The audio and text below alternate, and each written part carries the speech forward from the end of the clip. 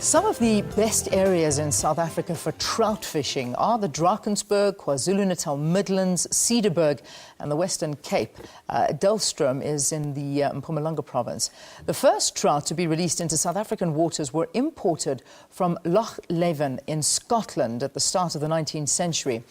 Today, it's difficult to imagine that trout is not actually an indigenous fish species, but alien to our rivers and dams. Currently, huge confusion exists regarding the implications of the proposed listing of brown trout and rainbow trout as invasive species in terms of the National Environmental Management Biodiversity Act. Well, joining us now from our parliamentary studios to shed a little bit more light on this issue is Dr. Guy Preston. He is the Deputy Director General of Environmental Programs from the Department of Environmental Affairs. Doctor, thank you very much for talking to us and welcome to the program. Thank you very much, Leanne. Let's first begin with the basics. Alien invasive species, what does it mean to us? An alien species is a species that's been introduced into an area from a different area in which it evolved.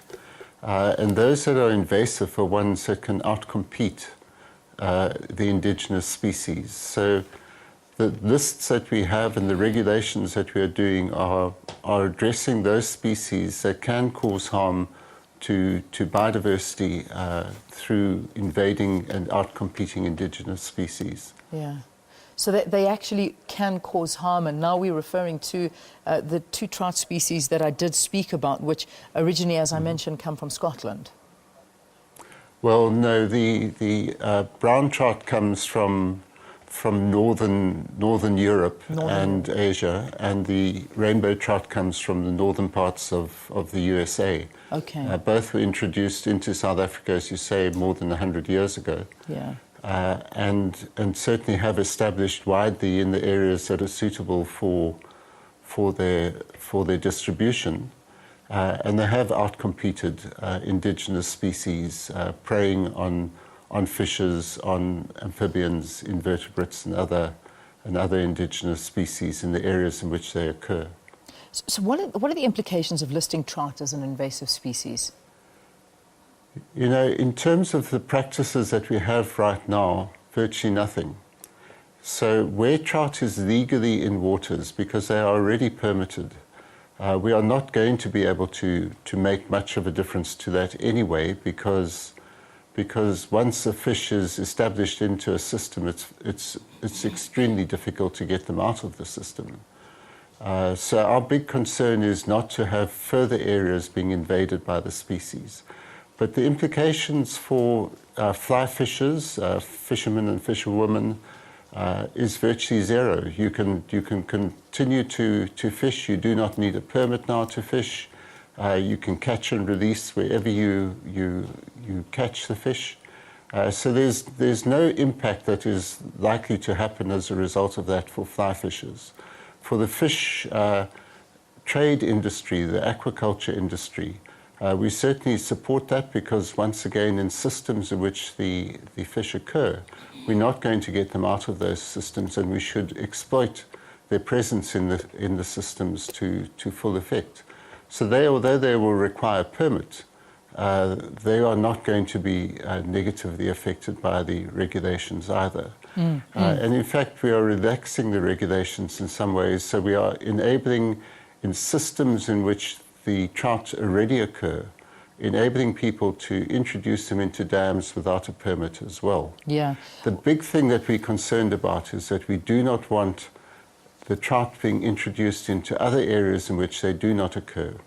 But I think likewise, Leanne, these regulations are covering a spectrum of species, bass, carp and other fishes. There's 17 different fish species on the list. And the trout waters, so-called, are not ones where you'd want predators that are going to eat trout getting into those areas too. So yeah.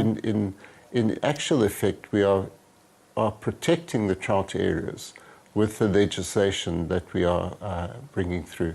What about job losses? Because I think at the root of all of this, people are very concerned about that. There'll be no job losses from this. There's no impact on aquaculture from because they are already licensed legal activities. It's something we're working together with the Department of Agriculture, Forestry and Fisheries. In terms of fly fishing, as I've said, there is going to be no effective impact on the individuals for legal fly fishing where it's occurring. If people were to be introducing them into areas where they do not occur, there'll certainly be consequences if people are caught. Some people, however, are criticising the department and basically saying that, that the department is trying to destroy the trout industry and eradicate trout altogether by not being allowed to introduce them. Again, a response to this? I think the notion of eradicating trout is an absurdity. As I've said, it's going to be virtually impossible to get not just trout, bass, carp, other fish species that have invaded areas out of those areas. What we can do is try to protect the areas where they have not invaded.